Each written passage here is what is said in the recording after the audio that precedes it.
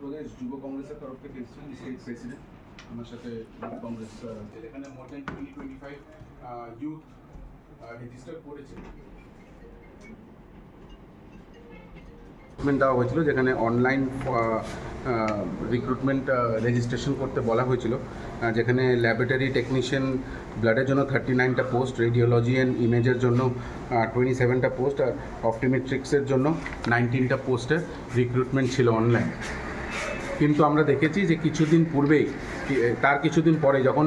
মোটামুটি 20-25 হাজার ছেলেমেয়েরা এই চাকরির জন্য অ্যাপ্লাই করে ফেলেছিল, তারপরে দপ্তর থেকে একটা নোটিফিকেশন দেওয়া হয়েছে যেখানে লিখেছে due to technical issues Tripura state data centre, মানে যেখানে এই লিঙ্কটা টিপে যেখানে সবাই তার নিজের রেজিস্ট্রেশন করেছিল সেই সাইটটাই বলে টেকনিক্যাল ইস্যুসের জন্য সবাই যে বায়োডাটা এবং রেজিস্ট্রেশন ছিল সেটা তারা খুঁজে পাচ্ছে না। আশ্চর্যকর ব্যাপার, এত বড় একটা দপ্তর, এত বড় একটা সাইট, সেটা ক্র্যাশ করে গেছে এবং তারপরে 7 দিনের টাইম দিয়েছিল যাতে রিসাবমিট করা হয়। কিন্তু আমাদের কাছে খবর আছে যে যখন রিসাবমিট করার জন্য বলা হয়েছে অনেক লোক রিসাবমিট করেছেন, কিন্তু ম্যাক্সিমাম অধিকাংশই ছাত্রছাত্রীরা বা যুবক যুবতীরা যারা এই চাকরির জন্য রেজিস্ট্রেশন করতে চেয়েছে বা রেজিস্ট্রেশন করতে চেয়েছে, তাদের এই সার্ভার ডাউনের প্রবলেমে তারা রেজিস্ট্রেশনটা করতে পারেনি। আমাদের দাবি একটাই থাকবে যে আরও 7 দিনের টাইম যাতে দেওয়া হয় এবং এখানে এই দপ্তরের ভেতরে যাতে একটা অফলাইন রেজিস্ট্রেশন সেন্টার খোলা হয়। যারা যারা করতে পারছে না, যাদের সার্ভার প্রবলেম আসছে এই সাইটে, এই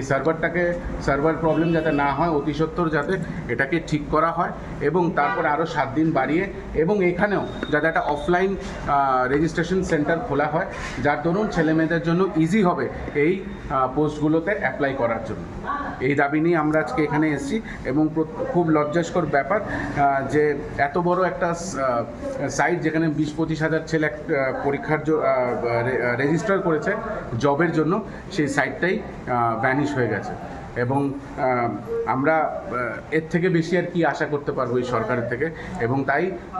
সবাই স্বার্থে, যুবক যুবতীরা যেখানে চাকরির জন্য হাহাকার, তাদের স্বার্থে আজকে ত্রিপুরা প্রদেশ যুব কংগ্রেস আজকে হেলথ ডিপার্টমেন্ট ডাইরেক্টরের সঙ্গে দেখা করতে এসছে।